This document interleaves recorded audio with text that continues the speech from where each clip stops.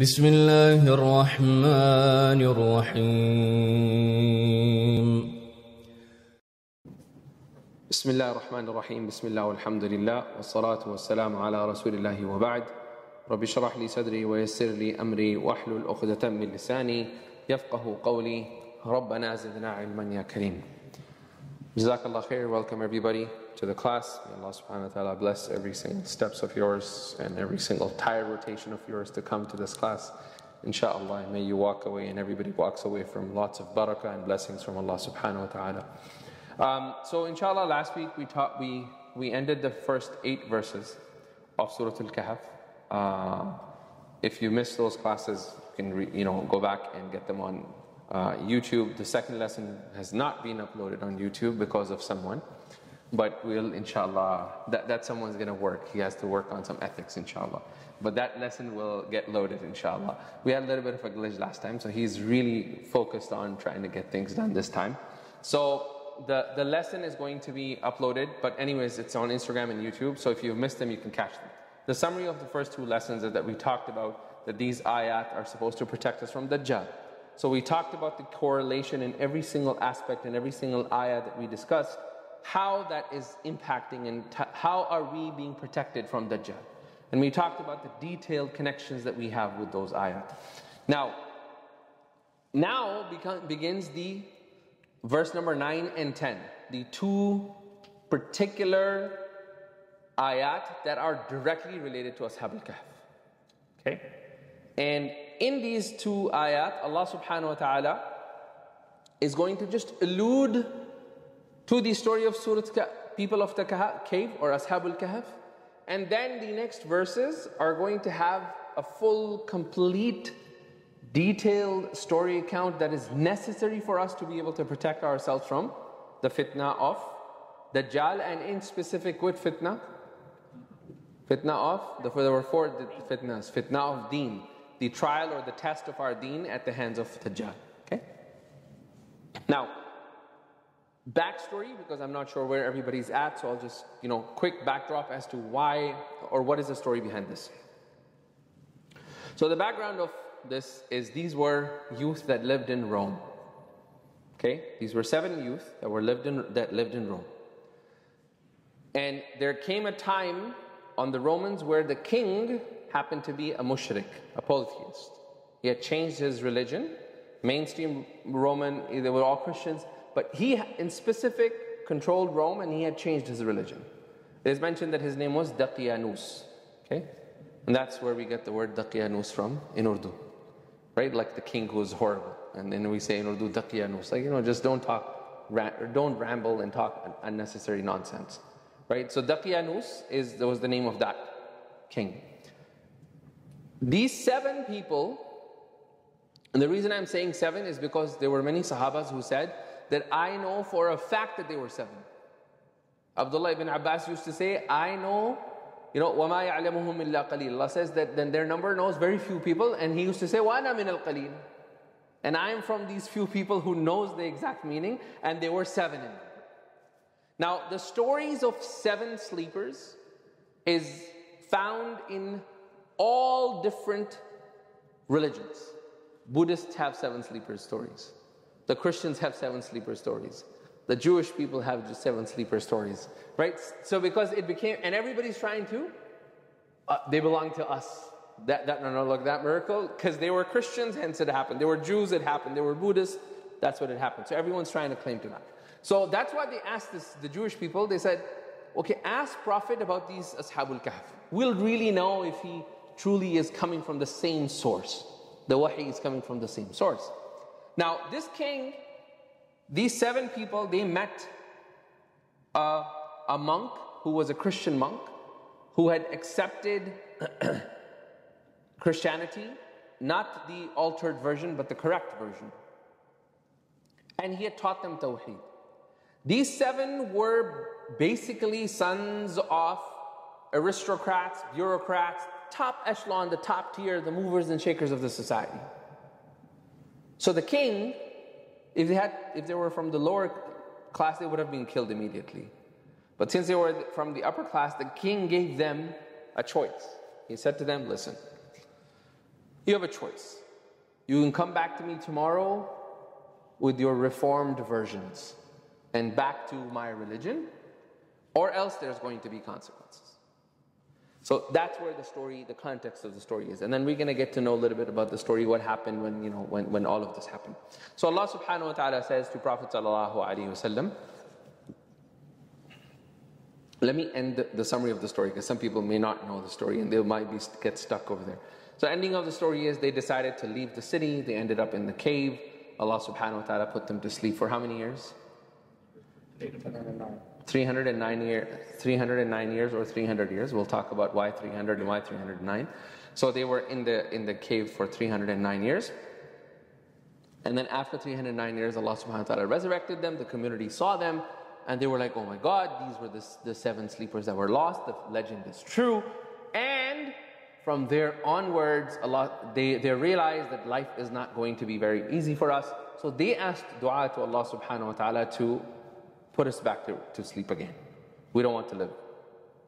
This world has changed too much for us and it's just too much change. If you ever think about like people who go to prison, for example, they come back after 20 years, they can't adjust to the society. Things have moved on. They can't understand. People who've been asleep in coma sometimes for 20 years, when they wake up, they're like, what is this world? I left it indifferent. Everything has changed. It becomes very difficult for them to adjust. So they said, Ya Allah, this is too much for us to adjust. Take our souls. And that moment where they were, in that same grave, they all went back to sleep and they never woke up. Okay? So that's the story. Allah subhanahu wa ta'ala says, He starts off, He says, Am hasibta, O Prophet of Allah, did you think, Am hasibta, did you think, Anna ashab al-kahfi wal-raqim, the people of the cave, i.e. the dwellers of the cave, and inscriptions or a plaque, right? An inscription was basically, this raqim means that there was a plaque at the cave. After they died, people wrote the names of these 7 people on those caves. Okay? On the cave, the names of those 7 players, and those 7 people, they used to be called Ashabul Raqim, the people of the plaque or inscriptions, or they used to be called Ashabul Kahf, or the people of the cave. They were both names, synonymous. That's why Allah is like, did you think for a second, Asibta, O Prophet of Allah, did you think, Anna, that, Ashab al-Kahfi, the people of the cave, wal Raqimi, and inscriptions or the plaque, Kanu min ayatina ajaba, they were from the strangest signs or wonders of Allah subhanahu wa ta'ala. So it's a rhetorical question. The way Allah is asking this question is like, He's like, I have got a lot more greater signs than Ashabul Kahf. So did you think for a second that this is a great sign, this is a wondrous sign compared to all the other wondrous signs I have? This is the least in its wonder. Right? So it's diminishing the wondrous nature of that event. How is that important for us to fight Dajjal? Connected to Dajjal, because these 10 verses, these 9 verses are supposed to help you. How is that important? Because the Dajjal makes you feel like you can do anything. Exactly. And you're like, Allah is like, oh, if Ashabul Kahf was just a normal sign and Allah has a lot more wondrous sign, then who is Dajjal? Right? Then who is Dajjal? Dajjal is not going to be able to put somebody to sleep and resurrect them in 300 years with the same flesh. So if this, which is a great wonder, it's an absolute great wonder. If this great wonder, Allah is saying, is not the most wondrous of my signs. Don't think that, oh wow, this is the pinnacle. This is just the starting point of Allah subhanahu wa ta'ala's wonder. So then when we see Dajjal, we're like, yo, trust me bro, I know Ashabul Kahf, they were much more wondrous than you. And to even them, Allah is like, they're not the peak of wonder. There's a lot more to come. Min ayatina ajaba. So, kanu min ayatina ajaba, O Prophet of Allah, did you think that they are the only wonder signs, or are they the peak of the wonder signs of Allah subhanahu wa ta'ala?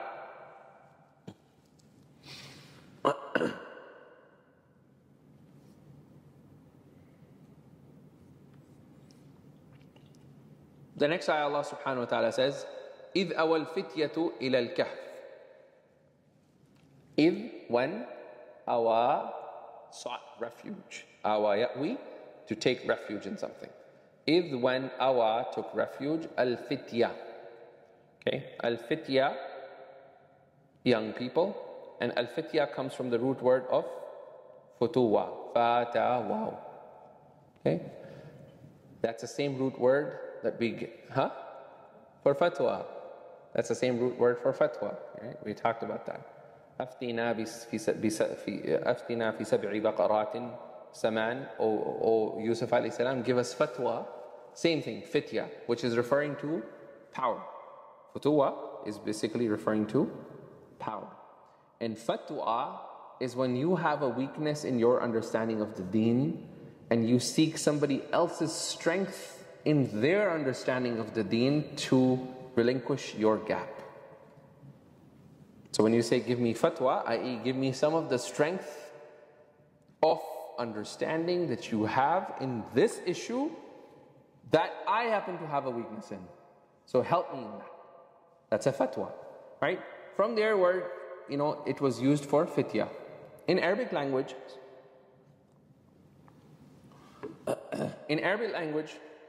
it's so powerful sometimes. And I'm only mentioning this so we appreciate the depth of Arabic language. So it's not just like randomly Allah's like youth, right? Allah uses word very specifically. So in the Arabic language, the first stage of a human being is janeen. Okay? Janeen. So janeen is from what? Jannah, hidden. Jannah is hidden. Jinns are hidden. Janeen is hidden. It's all from the word jinn, right? Jannat, right? Gardens. And Jannat are specific gardens in which the external is visible but the internal is not visible, right? So generally Arabic has this thing with, Jaban, Jahim, hidden, Jahannam. So you'll see that, Jahim is blazing fire and the actual adhab of it is hidden inside. Allah protect us, right? So janeen is when the baby is in the womb. When it is born, it is called walid. It's been born. Then when it suckles, it's called radiya, that it's suckling. Then when it separates from the suckling stage, 2 years, then it becomes fatim. Good, it becomes fatim. Then when he starts walking, the child is called darij. Right? And from there comes the word darraja in Arabic, like, something cycle. So darij is just like a cycle, it just goes around everywhere, right? And then from darij comes after 10, so darij is until 10. After 10, until puberty, it's called hazwar or mutara'ri. These two states means he is going to occupy your mind like no other child. They're just gonna, from 10 until they hit puberty, they're gonna because they're evolving. So they're thinking, and you won't even recognize. Mutara'ri means somebody that you're not able to recognize. What is this person? Every day there's a new face. Every day there's a new personality, new mood swings, new angers, everything is happening. Then from there, when they are just close to puberty, right? They're called yafir. They're in a state of settlement. They're settling. When they hit puberty, they're called what? Sinnul murahaq. Yurhiquq. They will tire you. Rahaq means that they will tire you mentally, emotionally, in every state you can think of. Sinnul murahaqa, which is the teenage. After that, when the beards and mustache of the boy, they start forming completely from that stage until the stage where the beard completely, like Abdullah's beard is not fully there yet, right? So he's still murahaq, right? Okay. He's still murahaq, but eventually it connects. Everything is full. When you have a full beard and mustache, that stage is called fata. Okay, usually between age of 20 to usually around 20. And it could be earlier for some people, later, but it's based on the face. So the person would look at it, And they were like, oh, this guy has reached the age of fata or futuwa. So that tells us, the reason I tell you all of this is because that tells us the age that they were in. Right? They were like in their 19s, 20s, like peak of their manhood, peak of masculinity, peak of power, ambition, and they're sons and daughters of people who are going to be the rulers and leaders of the future. Right? So this is the time where they were going to take off. And now they're being tested with their deen. Okay? To end this, then when the beard completes, so when the beard connects, it's fata. When the beard fully completes, so now there's no more extra growth happening, then that person is called mujtami', i.e. ijtama'a sha'ruhu, that his hair, his facial hair is fully complete. And then when they hit 40, what is it? Sinnal kuhula. 40. Is that early? No, 40. So when they hit 40, then they become kahil. Okay? And then we don't count. After that, you just say Allah, Saleem, Saleem. May Allah take us, with ease to Him, inshallah. Okay? So all of that is important because these stages then tell us that when Allah uses the word fata, it's embedded in that word that they're 19, 20, 21. In that range, it's understood that. إِذْ أَوَى الْفِتْيَةُ إِلَى الْكَهْفِ. The word kahf is different from the word ghar. Okay? Ghar is makanun dayiq, a place that is very constricted, that only one person can stay in, or two. Okay? One or two, not much space. إِذَا اتَّسَعَ الْغَارُ. When the ghar becomes wide enough that people can dwell in it, they can live in it. You can start putting things, you can put your sleeping bag, you can start feeling that, okay, you can live over here, then that place is called kahf. Okay? Makanun wasi'un. It's wide enough that you can dwell in it. And it was wide enough for 7 people to easily dwell in that cave. Okay? إِذْ أَوَى الْفِتْيَةُ إِلَى الْكَهْفِ فَقَالُوا. So when they enter the kahf, so what happened? The story is, the king said to them, you must believe. And Allah subhanahu wa ta'ala inspired their hearts to say that in the middle of the night we're going to leave. So they left. Okay, after they proclaimed their message to the community, they left. In the night, they arrive at the cave. And the first thing Allah subhanahu wa ta'ala says, the word فَقَالُوا, right? إِذْ أَوَى الْفِتْيَةُ إِلَى الْكَهْفِ. When these young people, when these youth took refuge in the cave, فَقَالُوا. So they said. Not and. Generally translations will say and. That's not appropriate. فَقَالُوا. So they said. Which means they didn't wait to set up their beds. Okay, which corner you're taking? You're going to take that corner? Okay, I got this corner. You got this corner. We set ourselves up. No. They immediately remembered that we cannot survive in this cave except that we have to ask Allah for mercy. And then they say, رَبَّنَا آتِنَا مِن لَدُنْكَ رَحْمَةً. Oh Allah, we seek from you and ask from you, مِن لَدُنْكَ, from you, rahmah. وَهَيِّئْ لَنَا مِنْ أَمْرِنَا رَشَدًا. And facilitate for us.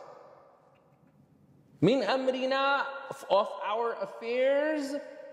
هَيِّئْ لَنَا, facilitate for us. مِنْ أَمْرِنَا, of our affairs. رَشَدًا, a clear guiding path. Something that will be able to allow us to go through this very easily and we can understand what to do next. What is the connection between this and Dajjal? How is this ayah going to protect us from Dajjal? So we're asking Allah, when does Dajjal come? Will give the guidance or how we protect ourselves? Firstly, we should not be afraid to run away from Dajjal. That's the first thing. إِذْ أَوَى الْفِتْيَةُ إِلَى الْكَهْفِ. There's going to be time where Prophet ﷺ said that the fitna will be so widespread. We all are going to be tested so much that when the man is going to be leaving his house, he will be so afraid about the deen of their children and their daughters that he would lock them up. That perhaps some passerby may come and destroy their iman. And in another narration, Prophet ﷺ said that it will become so dangerous that to protect the iman, because a man, if he is going out to do whatever, he's part of an army, at home he would be so afraid that he would chain, the word is he would chain his family up until he comes back, so they don't access the outside because of fitna. It's going to be very difficult times. And Prophet said, if you come around that time, then alaykum bil jibal, then you have to run towards the mountains.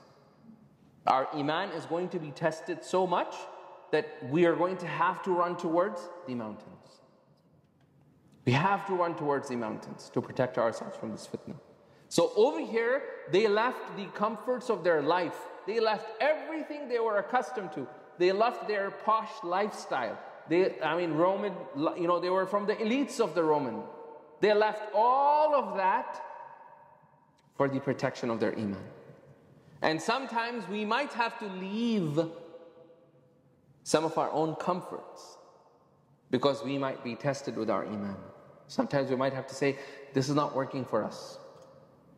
Right? Like one of the brothers came to me and they were having some difficulties with their daughter and she was 13. And I said to them, move. She has bad company and she has made bad friends. Solution is move.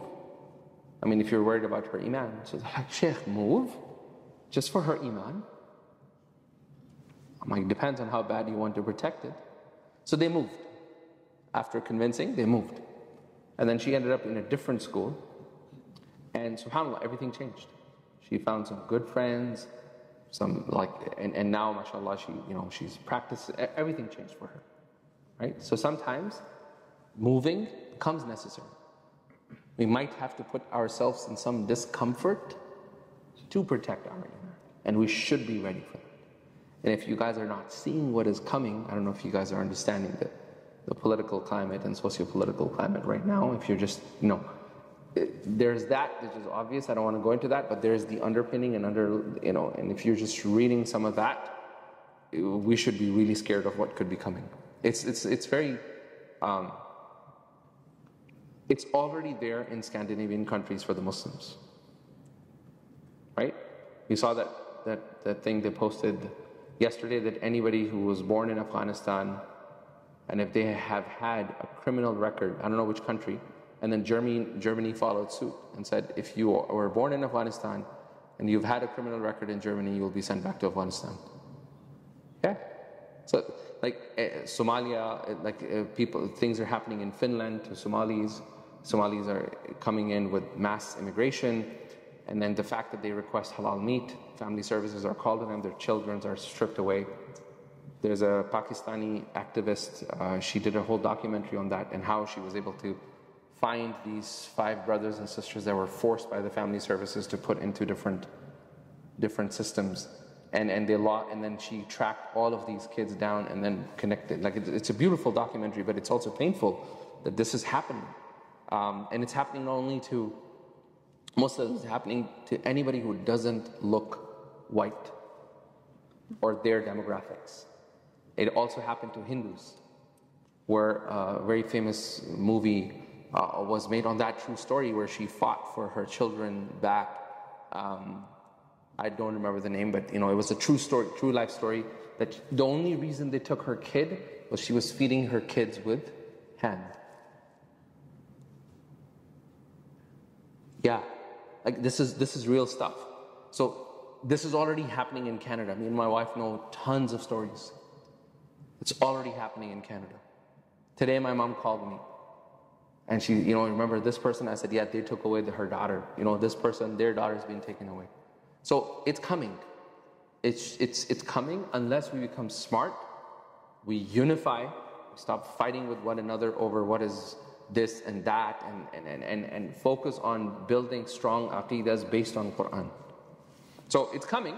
So this ayah tells us that during the time of Dajjal, if they could leave their comforts, who are we? You hear Dajjal is coming from here and he's going to be in tomorrow, pack your bags and out. And see, people do that for their lives. So when Jasper in Canada was in flames and half of the city of Jasper was burned, everybody packed up their bags and left. The real question is, are we going to have the strength To pack our bags for our iman, not just for our life. So that's what this ayah tells us. إِذَا وَالْفِتْيَةُ إِلَى الْكَهْفِ فَقَالُوا, they said, رَبَّنَا آتِنَا مِن لَدُنْكَ رَحْمَةً, O Allah, we ask you to give us rahmah and mercy, مِن لَدُنْكَ, from you, وَهَيِّئْ لَنَا مِنْ أَمْرِنَا رَشَدًا, and prepare for us or facilitate for us a right ordeal for us in this affairs. Okay? We have to leave from there and go somewhere. Mountains, as Prophet ﷺ said. Mountains. I actually met it's a tangent, but I met somebody who sold all of his house. He used to work on Bay Street, which is like Wall Street for here, but Bay Street in Canada. He used to work on Bay Street. He sold his company on stock exchange. He IPO, sold everything, made millions of dollars. And they bought, I think, 400 acres of land or 500 acres of land. And there were 400 families that were decided to completely disconnect from the system.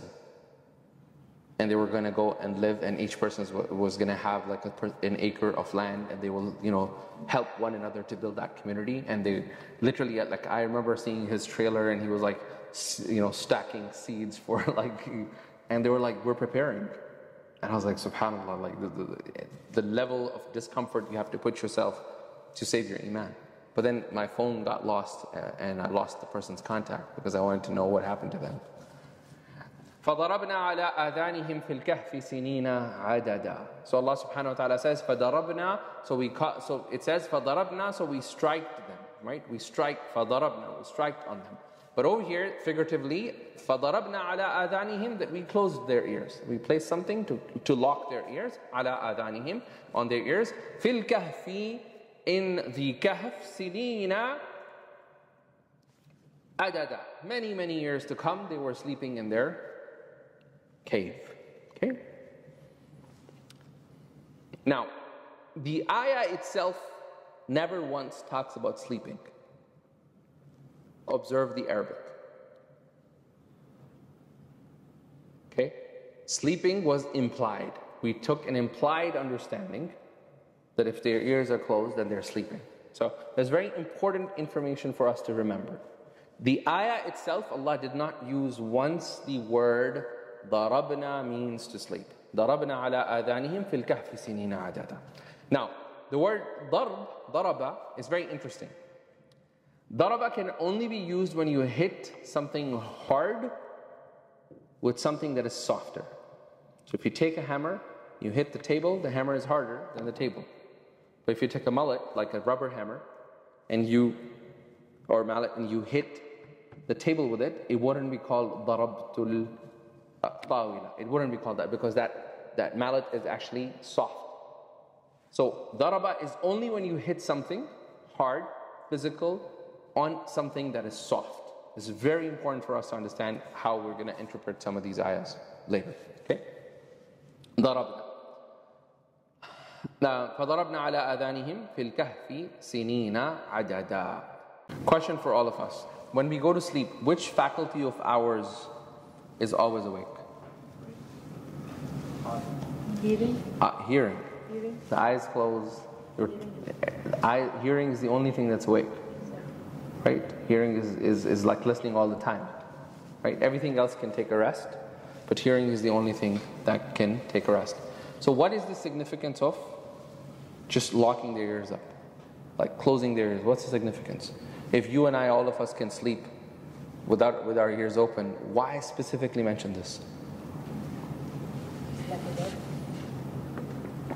The dead can hear. In the hadith. Right? The dead can hear. Prophet ﷺ said, when you bury your loved ones, not necessarily. Not necessarily. In our Ahl Sunnah wal Jama'ah, the dead can hear. They just can't. Prophet ﷺ, when Abu Jahl, Utbah, Utayba, they were all buried in the qalib. They were all buried up, right? And Prophet ﷺ was talking, did you find the promise that your gods give? Did it come to true? Was that promise true? For verily I found the promise my God made me. It came true. So the Sahabas, they said, Ya Rasulullah. Is it right? that just specific for that? Can they hear? Yeah. He said, يَسْمَعُونَ. They can hear, but they, like you and me, but they cannot respond. They cannot respond. Just for that time? No, there's no hadith that tells us. Opinion about that. Not that I'm aware of. Okay. Just for that time. Okay, maybe, but I'm not aware of that. So, فَضَرَبْنَا, so Allah subhanahu wa ta'ala says that we sealed their ears. I want you to think about it. Why specifically? I'm not going to give you the answer. I want you to think about it, like, it's a little reflection. Yeah, you want to give an answer? Yes.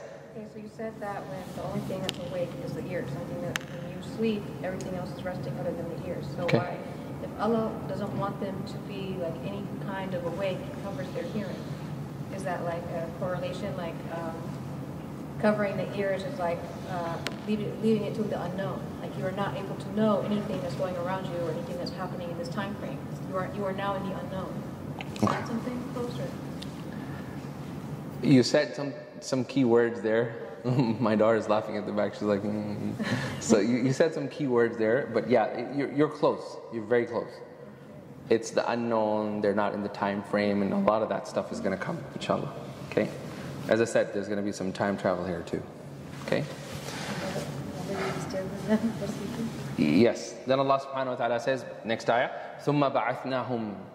So what happened? After this, they were in the cave for that many years. Allah subhanahu wa ta'ala says, ثُمَّ بَعَثْنَاهُمْ. So we resurrected them. Okay?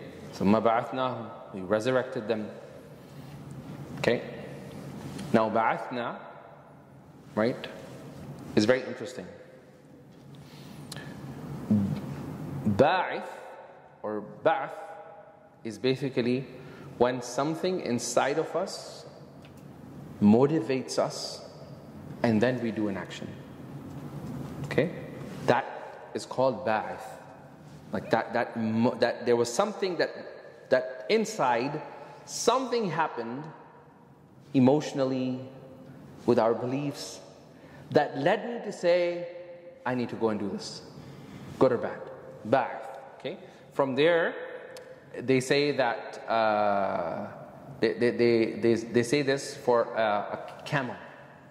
So if a camel was sitting normally and then all of a sudden the camel becomes very aggressive, they say ba'ath al-ba'ir, that something has rattled him, something has caused him to get up from his sitting and come out. Why is this important? Allah is like ثُمَّ بَعَثْنَاهُمْ. So they felt inside of them a feeling, it's time for us to get up. Okay? Allah did not send an angel. Just like sometimes when we go to sleep and we wake up before the alarm. Something wakes you up. And sometimes you wake up and you hear, like, you know what, maybe I should make wudu and pray something. Like you're not regular tahajjud prayer, but you'll see that. That is called ba'ith. And that ba'ith, our acute ability to be able to hear these spiritual interactions that Allah subhanahu wa ta'ala is doing via angels. And they call that lammatul malak. Right? That an angel comes and whispers. Okay? The angel comes and whispers, not to you, but the presence of the angel and them talking around you, you feel like you wake up and you all of a sudden feel very good. Or sometimes you're not accustomed to doing some good deed and one day you wake up and it's like, let me just read the Quran today. Let me just open the Quran and read it. That is called ba'ith. Okay? So Allah is like, ثُمَّ بَعَثْنَاهُمْ, that this was not through an angel. We inspired them and they got resurrected. ثُمَّ بَعَثْنَاهُمْ لِنَعْلَمَ. Now they're awake, but لِنَعْلَمَ, somebody else needs to know. لِنَعْلَمَ أَيُّ الْحِزْبَيْنِ, which of the two people أَحْصَى لِمَا لَبِثُوا أَمَدًا, which of the two were more accurate for the length of the stay they stayed in the cave. Who are these two groups? Okay, number one, إِنَّ الْحِزْبَيْنِ هُمَا مُخْتَلِفَانِ فِي أَمْرُهُمْ. Okay, min qawm al-fitya. So there were two people, there were two groups within the nation of these 7 people. There were two groups that were formed. And they argued amongst themselves. So the king, the mushrik king, that community, they left that community, these ayyul hizbayn, these two groups, they started arguing. And they started saying, where did they go? How long have they been gone? They started having dispute amongst them. Some said the king has killed them and we don't know what happened to them. This is the way the king is actually, running away from it. So there was a dispute between that nation at that time. The second is the ones who saw them. They woke up and there was a whole bunch of people that came to see them. Those sevens, oh my God, these are the people that have been sleeping for 300 years. The group divided. Some said, oh, no, these are not the ones. They're not the ones that have been sleeping for that long. And the others said, no, these are the ones that have been sleeping for 300 years. One group said, no, there's nobody who can survive for 300 years like that. So there's two groups that happen from the ones who found them after 309 years. Okay? The third, Ayyul Hizbayn, is it doesn't matter whether it was their people or the people who found them. So the people of the seven sleepers or the people who found them. The two groups is referring to the mu'mins and the kafirs. The ones who believed in Allah subhanahu wa ta'ala, they completely said, yes, Allah is capable of 300, not 3,000 years. No problem. We have no problem in that. And the others were the kuffar of that time. Whether the time of the king or the time of the seven sleepers after 309 years. And they said, no, how is this possible? 309 years? Not possible. They were the disbelievers. Okay? So, Ayyul Hizbayn, and the reason why Allah did not tell you exactly who are these two groups is for you and I to not have a specific group in mind, but understand the concept that whenever there is going to be things of supernatural nature, there are always going to be people who are going to be deniers and there's going to be people who are going to believe. But if you have evidences that this supernatural event is happening based on Allah subhanahu wa ta'ala's intervention or something like that, you don't deny that. You're like, yeah, it's possible. We don't deny it, we can't affirm it. But we don't lose our faith over this. Right? And that's why it is important, because when Dajjal is going to be able to do some weird things, we want to make sure, Ayyul Hizbayn, that we want to be with the side of the believers that yes, we believe. We know that they were in there for 309 years. No problem if you can take somebody out who's been in the grave for 100 years and you ask them to come out. We believe in that. No problem. That's nothing new to us as Muslims. It might be new for some other people. Okay? Okay. And the last meaning of that is there were two groups of people, and this is the meaning that I find is the most appropriate. At the time of 309 years, there were two groups of people, and within the city there was a fiqhi debate happening. And the debate was within the Muslim circles. And the debate was, is Allah subhanahu wa ta'ala going to resurrect our physical bodies back with the ruh? Or is Allah subhanahu wa ta'ala going to resurrect just the ruh, not the physical body? That was the debate. So when we die and we get resurrected, do we get our ruh alone and not the body? Or do we get the body plus the ruh? So that was a fiqhi discussion within the circles, and the king was involved in that discussion because he was their religious leader. Okay, kings, people of the past, even the khulafa and stuff, they used to be people of fiqh. Right? Not people who can't even recite Quran nowadays. Right? So that is the most appropriate of the two groups that i.e. they were discussing, we're having this discussion. So what did Allah subhanahu wa ta'ala do? Allah resurrected them. The debate ended. This guy comes, 309, these are the ones. Allah can resurrect us with our body and soul combined. Problem solved. And that's the most appropriate qawl. Okay. So I have a question.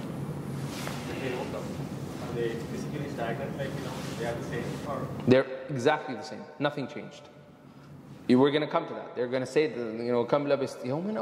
maybe a day or two. Right? Nothing longer. Okay. Then Allah subhanahu wa ta'ala says, نَحْنُ نَقُصُّ عَلَيْكَ نَبَأَهُمْ بِالْحَقِّ. We narrate to you their story بِالْحَقِّ, with absolute truthfulness. Who is the narrator? Allah subhanahu wa ta'ala. So now the story begins. And what is the miracle of Allah subhanahu wa ta'ala's narration? And this is something that comes to us. So when the ayah ends, where Allah subhanahu wa ta'ala says, وَلَبِثُوا فِي كَهْفِهِمْ ثَلَاثَ مِئَةٍ سِنِينَ وَازْدَادُوا تِسْعَةً. At that tis'ah, from the time Allah subhanahu wa ta'ala started our today's lesson, right? From that time, Inna ashab al-kahfi wal-raqimi am hasibta. From am hasibta until tis'a, Allah subhanahu wa ta'ala encapsulated their entire story, their entire lifespan of 309 years they stayed in the cave. Allah described to us that entire story in 309 words. That 309 words. So the entire story, if you count the words, is 309 words. Right? And that's why Allah is like, Nahnu naqussu alayka. That's why this ayah is important. We are the narrators. We can narrate a story with so much precision that we will tell you their 309 years and we'll tell you the story in 309 words. Right? That's the beauty of Allah's narration. If you and I decided to narrate the story, there's no way we'll be able to complete the story in 309 words. نَحْنُ نَقُصُّ عَلَيْكَ نَبَأَهُمْ بِالْحَقِّ إِنَّهُمْ فِتْيَةٌ. The most important thing is, indeed, they were fityatun. They were young people. We don't need to know their name. What was their name? What, how? None of that is necessary. Ethnicity, they were Romans. Some said they were Greek. Their ethnicity doesn't matter. Allah did not know. He absolutely knew who exactly they were. But when Allah says, إِنَّهُمْ فِتْيَةٌ, this tun, nakira, they were 7 people. 7 young people, right? They were young people, that's all you need to know. Their quality that allowed them to be mentioned in the Quran is, آمَنُوا بِرَبِّهِمْ. They believed in Allah subhanahu wa ta'ala. آمَنُوا بِرَبِّهِمْ وَزِدْنَاهُمْ هُدًى. And we increased them in guidance. Okay? Now, Allah subhanahu wa ta'ala could have said, إِنَّهُمْ فِتْيَةٌ يُؤْمِنُوا بِرَبِّهِمْ or يُؤْمِنُونَ بِرَبِّهِمْ. They used to believe, right? It's understood, they used to believe in Allah. But when Allah uses the word آمَنُوا, right? This is where the word tadabbur comes in, right? When we try to ponder with some grammatical analysis, that amanu is indication of something of the past, as if Allah subhanahu wa ta'ala is saying that they completed their iman. There was no state of going in and out. They were absolute, Allah is testifying that iman is for them past tense. It's a done deal. That's the subtlety of using the past tense in this sentence. إِنَّهُمْ فِتْيَةٌ آمَنُوا بِرَبِّهِمْ. And when they believed in their in their Rabb, then Allah subhanahu wa ta'ala says, وَزِدْنَاهُمْ هُدًى. The word amanu is very important for us. Okay? Because amanu comes from aman. What does iman provide us? It provides us peace and security. Iman is the strongest anchor that we have as believers. You lose your job, you have iman that Allah is the raziq. He will provide. You lose your loved one, you have iman. Inshallah, they went to the better place. We will do sadaqah jariyah for them, they'll have a better reward, better end.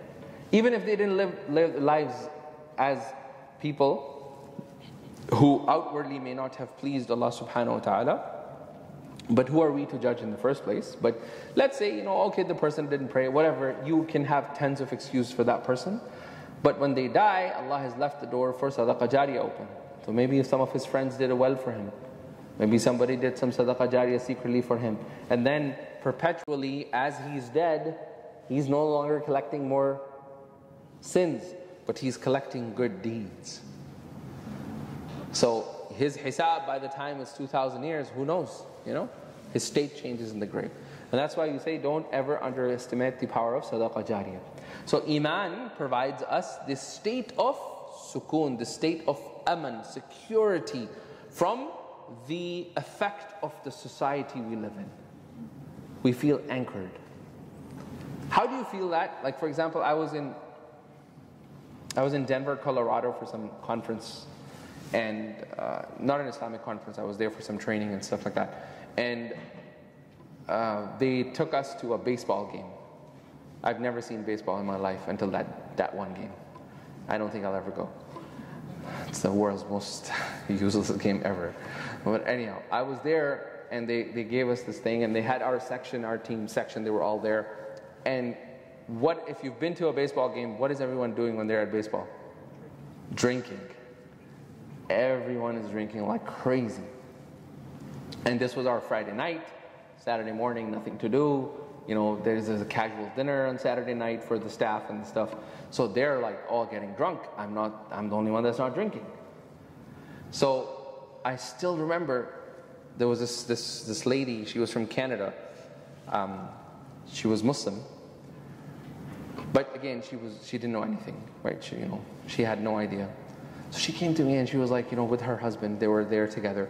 And she's like, I just want to ask you something. It's like, why are you so calm? Like, even while she was drinking, it was bothering her.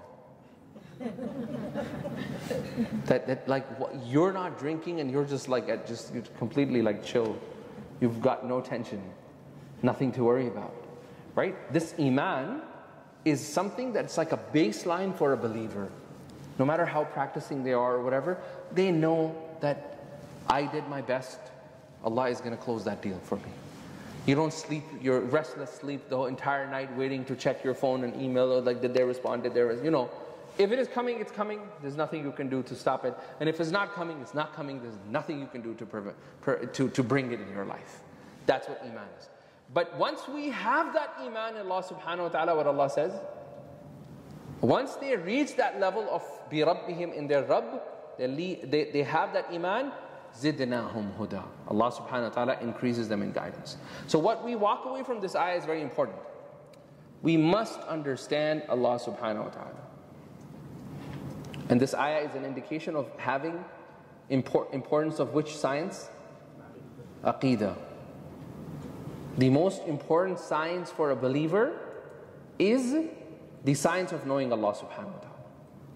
Because the better you know Allah subhanahu wa ta'ala, and that science is called aqidah, right? It's a difficult word, but it means a knot, which means once you understand it, there's no doubts that can enter. You've sealed your hearts, aqadta al-qalba, you've sealed your heart from any doubts entering about the divine. That's why it's called aqidah, that it solidifies, fortifies your heart from doubts. Over here, Allah is saying, they believed in amanu bi rabbihim.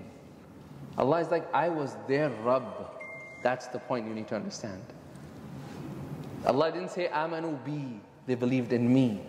Allah is like, amanu, they believed in Rabbi. Who's their Rabb? Allah. But Allah is like, they knew me, I was their Rabb. It's a testimony of how well they understood Allah subhanahu wa ta'ala, that Allah is testifying that. Right?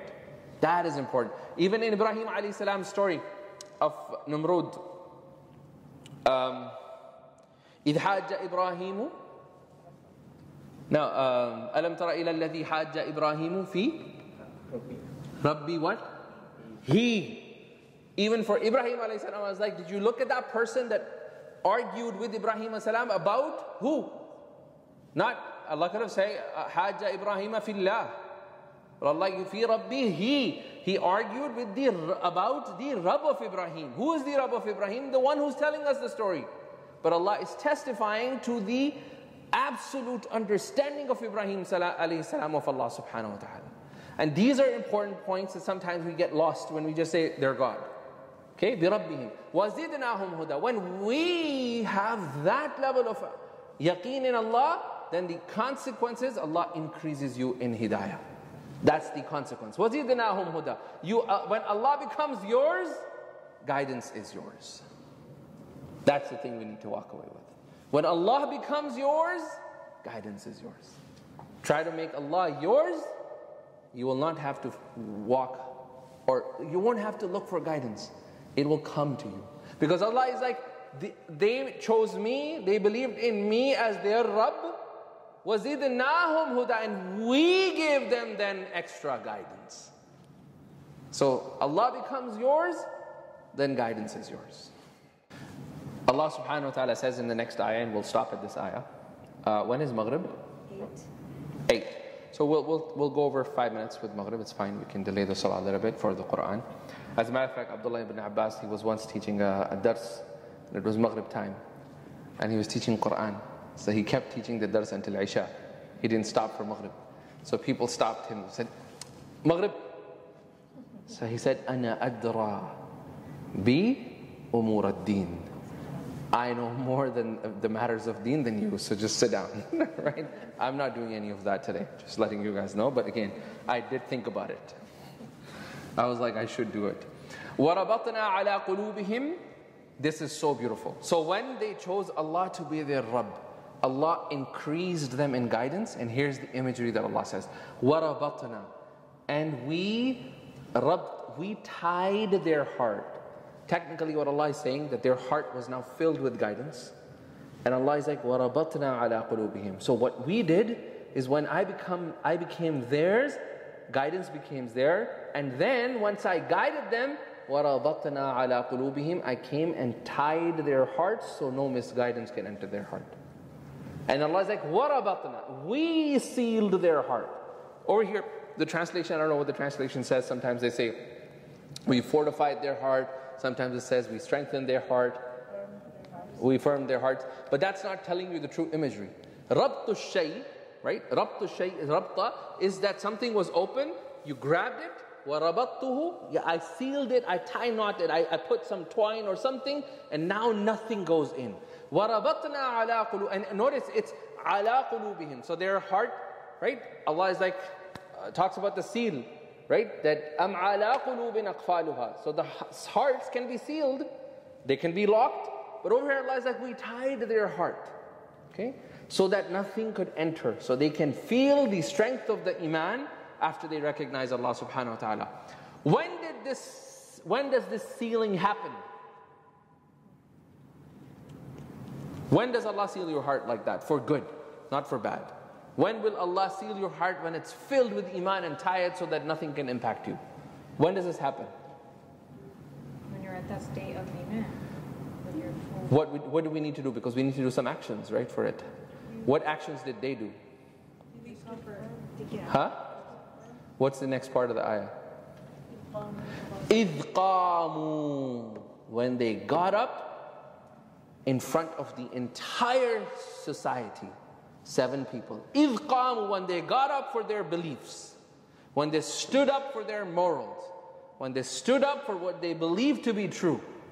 You have to, and then this, like all these speakers that are saying, oh, we shouldn't do advocacy, we shouldn't fight for our rights, and like they need to get, like they need to learn, like, no, that's completely not part of our deen. When they could have said, no, we believe in Allah, no problem, inshallah, we pray our salah, you do your thing. إِذْ قَامُوا. When they got up and they said, no, this is wrong, you're on an absolutely wrong path. And what did they say to juxtapose their message? إِذْ قَامُوا فَقَالُوا. So they all said, they became da'is of Allah, رَبُّنَا رَبُّ السَّمَاوَاتِ. Our Rabb. You call other people Rabb? Rabbuna, our Rabb. It tells you that there was a response. Somebody said, oh, which Rabb? That Rabb. It's like, no. Our Rabb is Rabbuna. Rabbuna, Rabbu samawati wal ard. As for you, you can have whatever Rabbs you want. Our Rabb is the one who is the Rabb, the sustainer, the maker, the one who formed samawat wal ard, the one who created the heavens and the earth. لَن نَدْعُوَ مِن دُونِهِ إِلَهًا.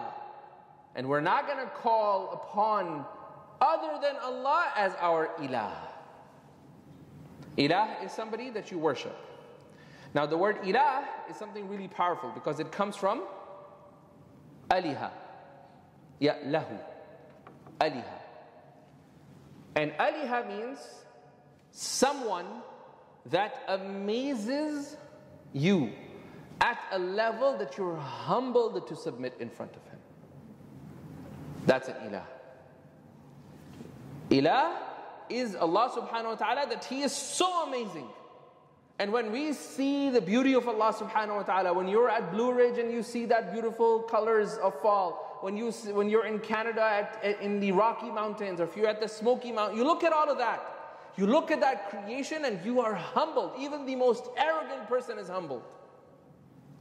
Even the ones who are atheists, atheist hikers, who go up all the way and not believe in God, and they go like, oh my God, this is so great. It looks so amazing. You see their Instagram videos, right? Like they're like this is just so gorgeous. They're humbled by the sight they see. That is ilah. So they're like, لَن نَدْعُوَ مِن دُونِهِ إِلَهًا. We do not call upon anyone other than Allah as our ilah. And if we were to say something like that, لَقَدْ قُلْنَا إِذًا شَطَطًا. If we were to say something like that, then our statement would be so far away from the truth. Okay? And the word shatata is from shatat. And the Arabs, they say, generally it means al-ifratu fil bu'di. Al-ifrat, the exaggeration, fil bu'di, in distance. An exaggerated distance. And the Arabs, they used to say, ashattu dar. Okay? This house is so far from civilization. So a house that would be like countryside, ashattu dar, they live in like really far away from civilization. Okay. And the word shatat can be used for makan, it can be used for place, it can be used for hukum, to judgment. So over there saying, if we say this statement, our inference is going to be so far away from the reality. Okay? لَقَدْ قُلْنَا إِذًا شَطَطًا. We would have said something that is so far away from the reality. Okay.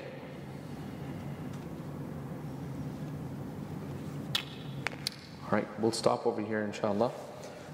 Just two quick pointers for next week. So Maghrib is going to be around 7:45, 7:47, we checked last time. So what some of the brothers, they were talking about it last time for Maghrib and all of that, and some people are just like, we're just, 7 is like too, like we need to get a little bit more time. So some people can get, like, they want to be here a little bit earlier. They want to be here later, but they get delayed and stuff like that. So we were thinking of, because the week after Maghrib is going to be like 7:30. So we were thinking, not pegging it to Maghrib, if you're all okay with it, we'll peg it to 8 o'clock. So then Maghrib keeps changing, and then when time change happens in another 5 weeks or 6 weeks, then Maghrib is around 7:30, 7:40, people can come and pray Maghrib. Sorry, Isha would be 7:30, 7:40, so they can pray Isha and then we can join the class. So we'll be doing it at 8 o'clock. Anybody has any issues with that? It's going to be easier or difficult for some people? Say your piece now. Huh? You'll think and tell you? No, we have to make the decision now.